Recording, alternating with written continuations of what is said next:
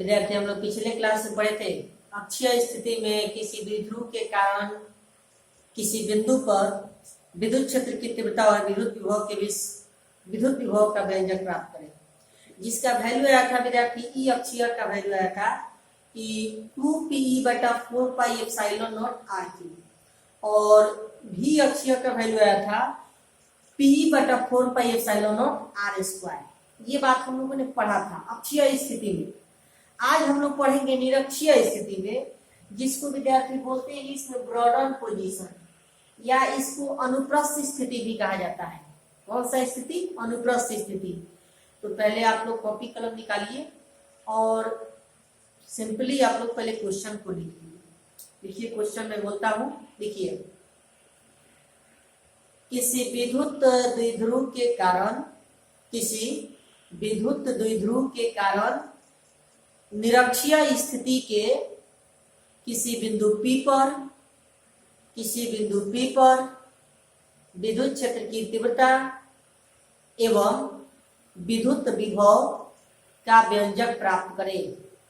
विद्युत क्षेत्र की तीव्रता एवं विद्युत विभव का व्यंजक प्राप्त करें। लिख चुके क्वेश्चन। विद्यार्थी पहले निरक्षीय स्थिति को समझ लीजिए। निरक्षीय स्थिति कहने का मतलब होता है विद्यार्थी वाई अक्ष। कौन अक्ष? वाई अक्ष।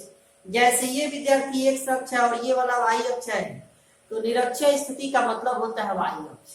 तो वाई अक्ष मतलब ऊर्ध्वाधर दिशा में किसी बिंदु पर कह रहा है, या तो ऊपर नहीं तो नीचे। ऐसे हम हल करने के लिए ऊपर ही मानते हैं। आइए समझा जाए। देखिए पहले फिगर को समझते हैं। कह रहा है कि किसी विद्युत द्विध्रुव के कारण, तो विद्युत द्विध्रुव में कितने आवेश होते हैं विद्यार्थी? 2 आवेश, एक प्लस Q और दूसरा माइनस Q। दूसरा क्या होता है? Minus Q। दोनों के बीच की अधिकतम दूरी कितना होता है? 12।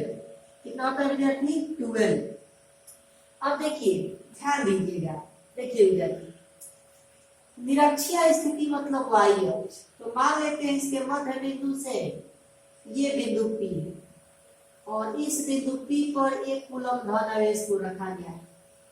एक कूलम धन आवेश को रखा गया है r दूरी पर। कितना दूरी पर? r दूरी पर। तो कह रहा है कि इस स्थिति में विद्युत क्षेत्र की तीव्रता और विद्युत विभव का व्यंजक प्राप्त करें। निरक्षीय स्थिति कहने का मतलब कौन पोजीशन विद्यार्थी? वाई अक्ष। तो वाई अक्ष के किसी बिंदु को हो सकता है वो बिंदु यहाँ हो सकता है वो बिंदु यहाँ हो सकता है वो बिंदु यहाँ हो। ये अपने एज्यूम करने पर डिपेंड करता है। अब ध्यान दीजिए, अब इसमें हम लोग समझेंगे। जैसे ये प्लस आवेश है और ये भी प्लस आवेश है, तो इन दोनों के बीच विद्यार्थी कौन सा बल लगेगा? प्रतिकर्षण बल। कौन सा बल? प्रतिकर्षण बल। इसका मतलब कि ये इसको इधर प्रतिकर्षित करेगा। तो ये विद्युत क्षेत्र की तीव्रता किस आवेश के द्वारा? प्लस की माइनस प्लस आवेश के द्वारा। विद्यार्थी मान लेते हैं कि इसका परिमाण E है। कितना है परिमाण? E है। और ये कोण विद्यार्थी थीटा है। ये कोण कितना है? थीटा है। अब जरा देखिए, और ये माइनस आवेश है, ये प्लस आवेश है, तो ये माइनस इस प्लस को अपनी तरफ खींचेगा। अपनी तरफ क्या करेगा विद्यार्थी? खींचेगा। तो इस स्थिति में विद्युत क्षेत्र की तीव्रता की दिशा होगा माइनस के कारण नीचे की तरफ, और इसका भी परिमाण कितना है? E है। अब विद्यार्थी थोड़ा सा समझिए, एक विद्युत क्षेत्र की तीव्रता इस डायरेक्शन में है और दूसरा विद्युत क्षेत्र की तीव्रता इस डायरेक्शन में है। दोनों विद्यार्थी प्रकृति में अलग अलग आवेश है, लेकिन परिमाण में उनका वैल्यू समान है। अब थोड़ा समझते हैं, ये भी कोण विद्यार्थी कितना है? थीटा है। जरा एक्सिस का निर्माण करते हैं। देखिए ध्यान दीजिएगा, ये वाई एक्सिस हो गया और ये वाला एक्स एक्सिस हो गया। कौन एक्सिस हो गया? एक्स एक्सिस हो गया। इसको जरा इधर भी बढ़ा देते। ये वाई एक्सिस हो गया। इसको विद्यार्थी थोड़ा सा समझने के लिए ऊपर की तरफ बढ़ाते हैं। ऐसे हो जाएगा। अब देखिए विद्यार्थी, इसमें ज्योमेट्री थोड़ा समझना है। देखिएगा, ध्यान दीजिएगा। ये कोण विद्यार्थी थीटा है, तो ये शीर्षाभिमुख कोण ये भी कितना हो जाएगा? थीटा हो जाएगा। बोलिए। अब ये देखिए, ये भी कोण कितना है? थीटा है। ये कोण जब थीटा है, इसके लिए शीर्षाभिमुख कोण ये वाला होगा, तो ये भी कोण कितना होगा? थीटा। इतना समझ में आ गया? अब विद्यार्थी समझिए, अब जैसे ये वाला वाई अक्ष, ये वाला कौन सा, सॉरी ये वाला एक्स अक्ष है और ये वाला कौन सा अक्ष है, वाई अक्ष।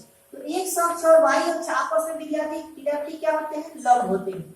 तो जब लंब होते हैं तो ये कोण थीटा है, तो जो बच गया वो कितना हो जाएगा, ये हो जाएगा विद्यार्थी 90 माइनस थीटा। ये कोण कितना हो जाएगा, 90 डिग्री माइनस थीटा। बोलिए ये समझ में आया, ये हो जाएगा 90 डिग्री माइनस थीटा। अब विद्यार्थी ठीक उसी प्रकार से देखिए, ये वाला वाई एक्सिस है और ये वाला एक्स अक्ष है, तो दोनों मिलाकर 90 डिग्री, जिसमें से ये कोण थीटा है, तो जो बच गया वो कितना हो जाएगा, ये भी हो जाएगा 90 डिग्री माइनस थीटा। तो इसमें कोई दिक्कत नहीं। अब विद्यार्थी समझिए, ये वाला कोण और ये वाला कोण ये षट्भुज कोण है। कैसा कोण है, षट्भुज कोण है। तो ये भी कोण कितना हो जाएगा, 90 डिग्री माइनस थीटा। बोलिए इसमें कोई दिक्कत नहीं। अब देखिए थोड़ा सा, अब आप लोगों को 11वीं क्लास में कंपोनेंट ऑफ वेक्टर पढ़ाया गया था, घटक पढ़ाया गया था। और घटक में बहुत सारा बात बताया गया था कि किसी एक्सिस में किसी दिए गए सदिश का घटक लिखने के लिए क्या यूज करते हैं। ठीक इसमें भी विद्यार्थी हम लोग परिणामी विद्युत क्षेत्र की तीव्रता निकालने के लिए घटक का प्रयोग करेंगे। देखिए कैसे, हम चाह रहे हैं कि ये वेक्टर जो है, इस वेक्टर का परिमाण जो है इस हम वाई अक्ष में लिखे, मतलब इस ई का प्रभाव जो है वाई अक्ष में कितना हो रहा है। तो देखिए इस वेक्टर को क्या करते हैं, कलम रख देते हैं, फिर इसके बाद अक्ष के तरफ घूमते हैं, अक्ष के तरफ घूम गए, कोण माप लेते हैं, कोण कितना है थीटा, क्या लगा देते हैं कॉस, तो कॉस थीटा हो जाएगा और परिमाण से क्या कर देते हैं विद्यार्थी, गुना। तो ऊपर की तरफ वैल्यू आ गया हमारे पास विद्यार्थी ई कॉस थीटा, कितना आ गया, ई कॉस थीटा। डायरेक्शन किधर होगा इसका, ऊपर की तरफ। अब विद्यार्थी देखिए ध्यान दीजिएगा, थोड़ा सा फिगर में समझा है। अब ये वेक्टर है, इस वेक्टर को y अक्ष की तरफ घूमेंगे तो इसके लिए तो नीचे आएगा, तो नीचे आएगा तो मूल बिंदु से नीचे आएगा तो माइनस में कि प्लस में, माइनस में होगा।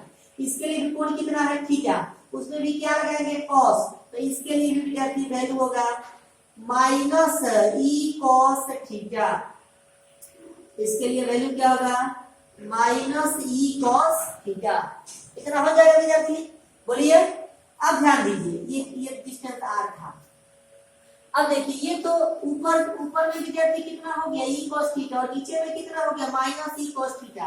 तो अगर हम y अक्ष में इस बिंदु के लिए बात करें कि y अक्ष में निरक्षीय स्थिति के y अक्ष में इस बिंदु पर विद्युत क्षेत्र की तीव्रता कितना होगा, तो विद्यार्थी ऊपर में प्लस और नीचे में माइनस मिलाकर कितना 0 हो जाएगा। तो यहाँ से ऑब्जेक्टिव क्वेश्चन क्लियर हो जाते हैं कि विद्यार्थी ई निरक्षीय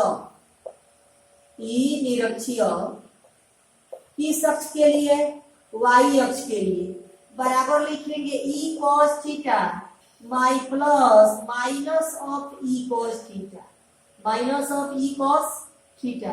कितना हो जाएगा, अब विद्यार्थी देखिए प्लस माइनस माइनस हो जाएगा तो e cos theta minus e cos theta. तो बोलिए ये प्लस माइनस मिलाकर कितना हो जाएगा 0। इसका मतलब कि निरक्षीय स्थिति में y अक्ष में विद्युत क्षेत्र की तीव्रता का वैल्यू कितना होता है 0। निरक्षीय स्थिति के किसी बिंदु पर y अक्ष में कुल विद्युत क्षेत्र की तीव्रता कितना होता है 0। तो इसका मतलब कि y अक्ष में हम लोग नहीं निकालेंगे, किस अक्ष में निकालेंगे, x अक्ष में। तो हम x अक्ष में घटक लिखेंगे। फिलहाल आप इतना जरा फिगर को बनाइए, इतना लिखिए, फिर उसके बाद आगे बढ़ते हैं।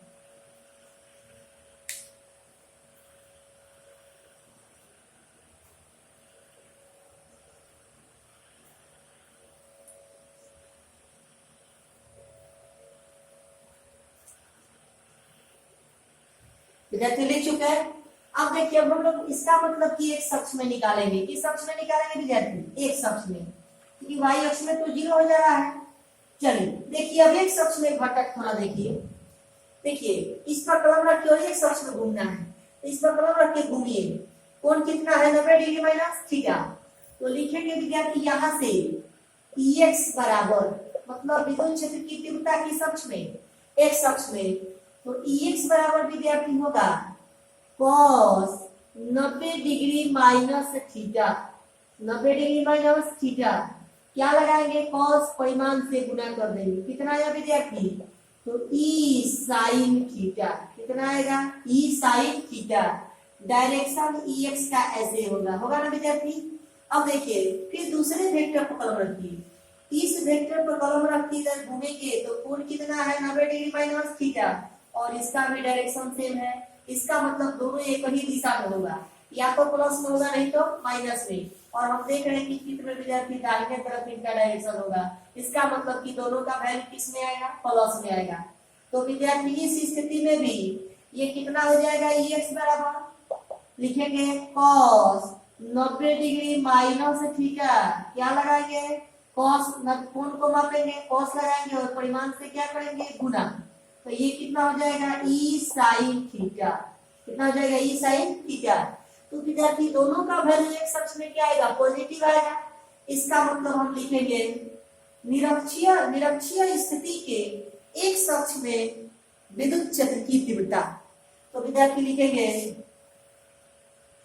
इसीलिए निरक्षीय स्थिति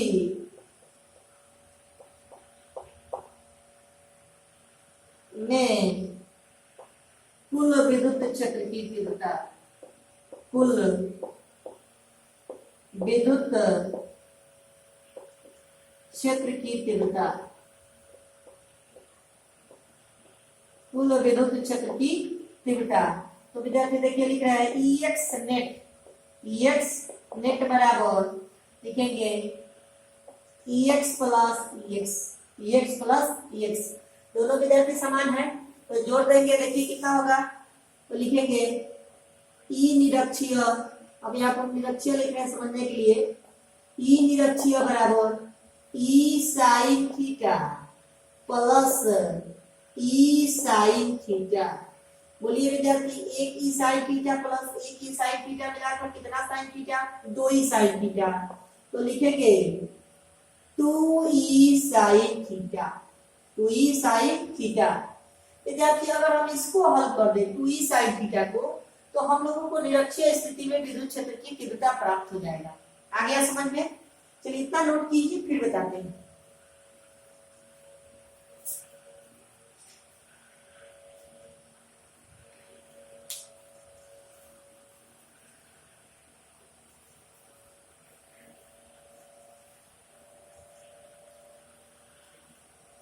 ले चुके हैं। अब देखिए विद्यार्थी, अब इसकी आवश्यकता नहीं है, मिटा दे रहे हैं। तो देखिए क्या होगा, हमारे पास आया है E निरक्षीय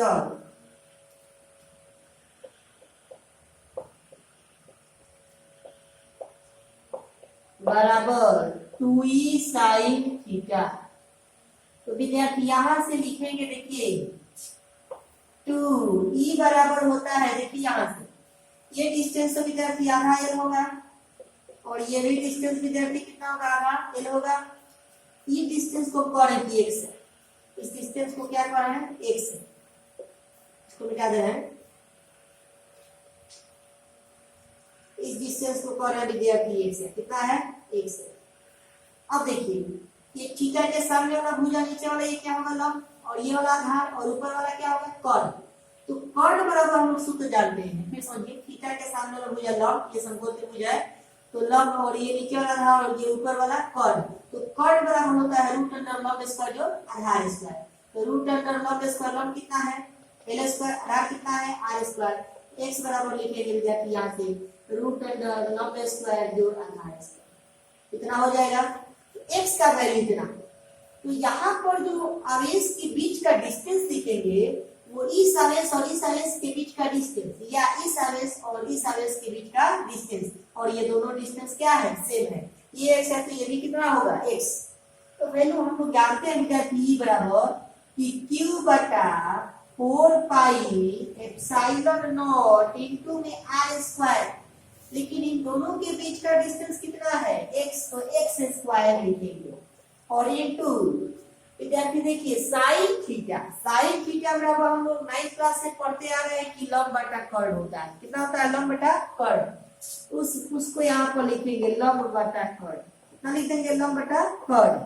अब देखिए विद्यार्थी लिखेंगे 2 इंटू क्यू बटा 4 pi epsilon naught x, x बराबर कितना है विद्यार्थी, root under L square plus R square, यहाँ से लिखेंगे root under L square plus R square, इसका होल स्क्वायर, इसका क्या लिखेंगे, होल स्क्वायर, इंटू में लंब, लंब का वैल्यू कितना विद्यार्थी एल, तो लिखेंगे एल, और बटा में कर्ण, कर्ण का वैल्यू है एल स्क्वायर प्लस में आर स्क्वायर।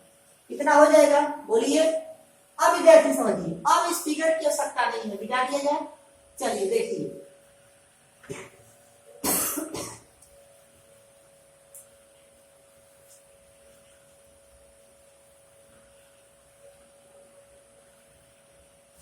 यार आप लोग के इतना मेहनत किया जा रहा है, आप लोग सब्सक्राइब नहीं करते, सब्सक्राइब जरूर कीजिए। देखिए विद्यार्थी, यहां से देखिए क्या हो जाएगा, तो लिखेंगे यहां से ई निरक्षीय बराबर, ई निरक्षीय, ई निरक्षीय बराबर लिखेंगे विद्यार्थी क्यू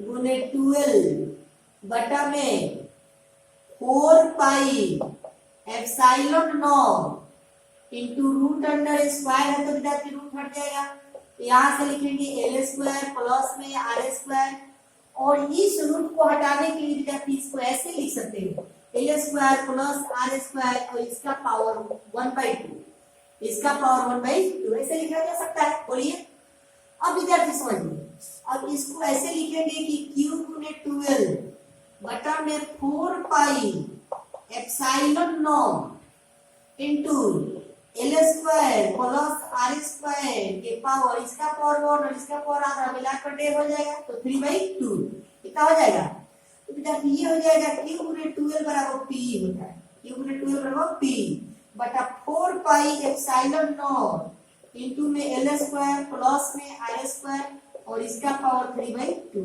कितना हो जाएगा, इतना लिखिए फिर बताते हैं।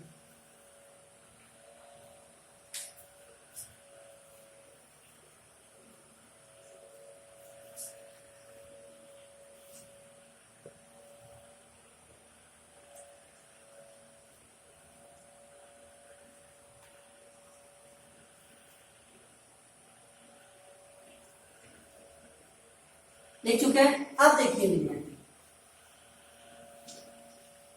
देखिए ध्यान दीजिए, अब यहां पर एक कंडीशन होता है कि चूंकि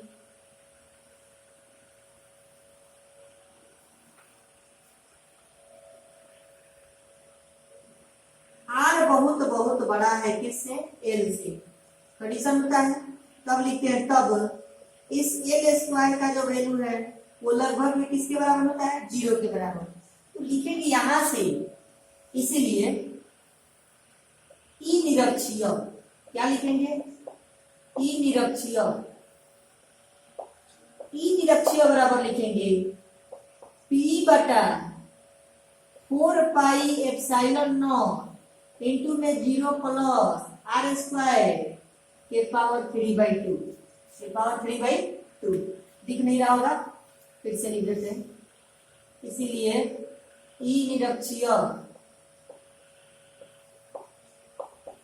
बराबर लिखेंगे पी बटा 4 पाई एप्सिलॉन नॉट इंटू में 0 प्लस आर स्क्वायर के पावर 3/2, और ये कट जाएगा विद्यार्थी, यहां से देखिए क्या है, यहां से आया ई निरक्षीय का वैल्यू, ई निरक्षीय, ई निरक्षीय बराबर पी बटा 4 पाई एप्सिलॉन नॉट इंटू में कितना आर क्यू, आया समझ में। वहां विद्यार्थी क्या था कि वहां 2p था और यहाँ 1p है, इन दोनों के बीच आपसी संबंध भी पूछा जाता है, उसके बारे में भी हम जानेंगे। लेकिन आपसे पूछा जाए कि बताइए निरक्षीय स्थिति में विद्युत क्षेत्र की तीव्रता का व्यंजक कितना होता है, तो पी बटा 4 pi epsilon naught R Q. यहाँ से एक और बात स्पष्ट हो गया कि इस निरक्षीय के लिए भी अक्षीय में जिस प्रकार से ऑब्जेक्टिव पॉइंट आया था, निरक्षीय के लिए भी ये आर क्यू के व्युत्क्रमानुपाती होता है, निरक्षीय किसके व्युत्क्रमानुपाती होता है, आर क्यू के। तो ये प्रश्न भी, ये पॉइंट भी ऑब्जेक्टिव के लिए इंपॉर्टेंट है, आप लोग ध्यान देंगे। इतना समझ में आ गया, चलिए इतना नोट कीजिए विद्यार्थी, यही है इसका व्यंजक।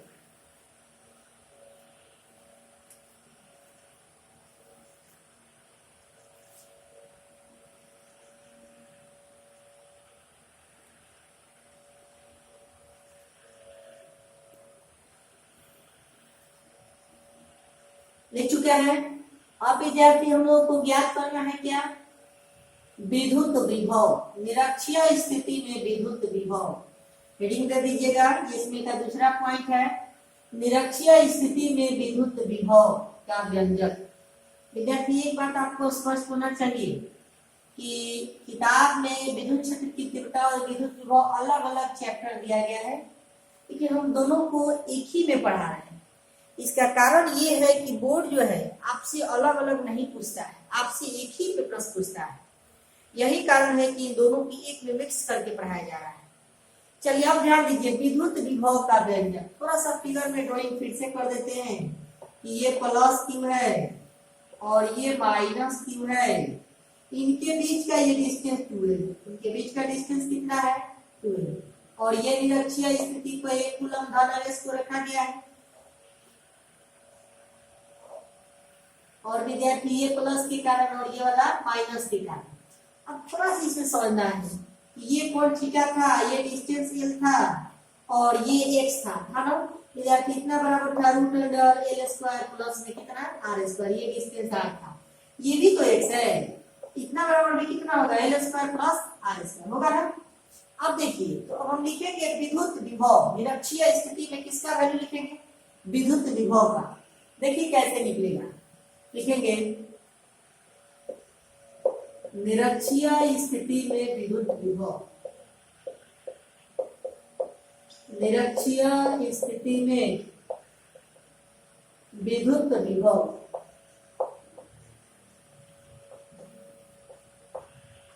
विद्युत विभव तो लिखेंगे विद्यार्थी V नेट बराबर प्लस के द्वारा विद्युत विभव और प्लस माइनस के द्वारा विद्युत विभव। यही होगा विद्यार्थी, ये प्लस इन दोनों का संक्रिया है विद्यार्थी, ये प्लस अलग ऐसा होगा।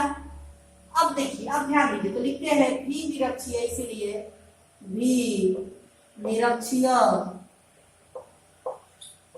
V निरक्षीय बराबर क्या होगा, देखिए प्लस के द्वारा प्लस में होगा तो Q बटा 4 पाई एप्सिलॉन नॉट इनटू में R होता है, क्या होता है विद्यार्थी R, R की जगह आपको कितना है x, तो लिखेंगे x प्लस माइनस के द्वारा माइनस Q बटा 4 पाई एप्सिलॉन नॉट इनटू में कितना x, ये होगा माइनस प्लस क्या होगा विद्यार्थी माइनस, तो लिखेंगे इसीलिए V निरक्षीय बराबर होगा Q बटा 4 पाई एप्सिलॉन नॉट इनटू में x के जगह पर एल स्क्वायर प्लस में आर स्क्वायर, ये होगा माइनस फिर Q बटा 4 पाई एप्सिलॉन नॉट इनटू में एल स्क्वायर प्लस में आर स्क्वायर। विद्यार्थी अब देखिएगा कि ये दोनों वैल्यू सेम है, जब दोनों वैल्यू सेम है माइनस प्लस में है तो वैल्यू कट के कितना हो जाएगा 0। इसका मतलब कि निरक्षीय स्थिति में विद्युत विभव का वैल्यू कितना होता है 0 होता है। कितना होता है विद्यार्थी 0। ये ऑब्जेक्टिव में कई बार पूछा है कि किसी विद्युत द्विध्रुव के कारण निरक्षीय स्थिति में विद्युत विभव का वैल्यू कितना होता है, तो 0 होता है। क्या होता है विद्यार्थी 0, लेकिन क्या अक्षीय स्थिति में 0 होता है, नहीं होता है। क्लियर हो गया, इसको लिखिए। फिर इससे रिलेटेड कुछ ऑब्जेक्टिव प्रश्न है जो प्रश्न परीक्षा में कई बार आए हैं, उसको हम डिनोट करेंगे, इसको लिखिए। और एक आवश्यक सूचना, सभी प्रिय छात्रगण, आप सभी के लिए एक आवश्यक सूचना कि आपके जितने छोटे भाई बहन 10th पास किए, इस बार जो 10th पास किए हैं, जो घर पे बैठे हैं, जो इस 11th क्लास में जाएंगे इस बार, उनके लिए भी 1-2 दिन के बाद हम वीडियो डालेंगे और उनको भी आप लोग बोलिए कि वे घर पे बैठे बैठे पढ़ाई करते रहें, उनको इधर उधर टाइम वेस्ट करने की जरूरत नहीं है। अभी क्लास खुलने में थोड़ा लेट है, जब क्लास खुलेगा तो फिर क्लास में पढ़ाई होगा, लेकिन घर पे बैठे बैठे भी 11th की पढ़ाई भी करते रहे, 1-2 दिन में उनका वीडियो जाने लगेगा। चलिए इतना नोट कीजिए, फिर इससे ऑब्जेक्टिव बताते हैं।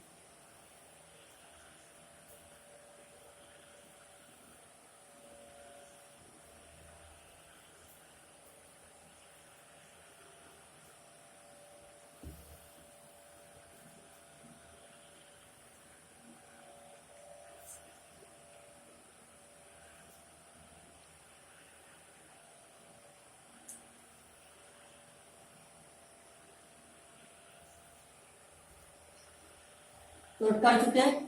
चलिए बेटा, इससे एक ऑब्जेक्टिव प्रश्न कहता है कि ई अक्षीय और ई निरक्षीय का अनुपात बताइए। मतलब अक्षीय स्थिति में विद्युत क्षेत्र की तीव्रता और निरक्षीय स्थिति में विद्युत क्षेत्र की तीव्रता का अनुपात क्या होगा, यही क्वेश्चन कह रहा है। क्वेश्चन लिख चुके हैं, ई अक्षीय और ई निरक्षीय का अनुपात बताए, या उलट कर भी बोलता है कि ई निरक्षीय और ई अक्षीय का अनुपात बताए। आइए देखा जाए। देखिए, हम लोग जानते हैं विद्यार्थी की चूंकि ई अक्षीय स्थिति में विद्युत क्षेत्र की तीव्रता होता है 2p बटा 4 पाई एप्सिलॉन नॉट इनटू में RQ, यही होता है ना। और ई निरक्षीय में अभी अभी हम लोगों ने निकाला है कि ई निरक्षीय बराबर होता है p बटा 4 पाई एप्सिलॉन नॉट इनटू में RQ। अब पता है कि अक्षीय बटा ई निरक्षीय बता है, तो पहला में दूसरा से भाग करेंगे, इसीलिए लिख रहे ई अक्षीय बटा ई निरक्षीय बटा ई निरक्षीय, ये बराबर देखिए क्या होगा, लिखेंगे 2p बटा 4 पाई एप्सिलॉन नॉट इनटू में RQ, मेन बटा इसको लिखेंगे p बटा 4 पाई एप्सिलॉन नॉट इनटू में RQ, यही ना होगा। अब देखिए ये वाला वैल्यू और ये वाला वैल्यू कट जाएगा, क्या बचेगा 2, क्या बचेगा 2। तो यहां से मिलेगा हम लोगों को ई अक्षीय बटा में ई निरक्षीय बराबर 2, क्या मिलेगा 2। तो आपसे पूछा जाए कि ई अक्षीय और ई निरक्षीय, ई अक्षीय बटा ई निरक्षीय बराबर कितना होता है, तो 2। अगर अनुपात पूछा जाए, इसीलिए हम ऐसा पूछ दे कि बताइए ई अक्षीय अनुपात ई निरक्षीय, ऐसा प्रश्न पूछो, तब आप क्या बोलेंगे, बराबर 2:1 होता है। क्या होता है 2:1। ये कई बार बोर्ड में, कई बार आया है बोर्ड में, ऑब्जेक्टिव में कई बार आया है बोर्ड में, ये बीए प्रश्न है ऑब्जेक्टिव में कई बार आया है। इसी को उलट कर पूछा जाए कि बताइए नहीं ई निरक्षीय अनुपात ई अक्षीय, तब क्या होगा। एक और पॉइंट सीख लीजिए ऑल्सो करके, ऑल्सो कि ई निरक्षीय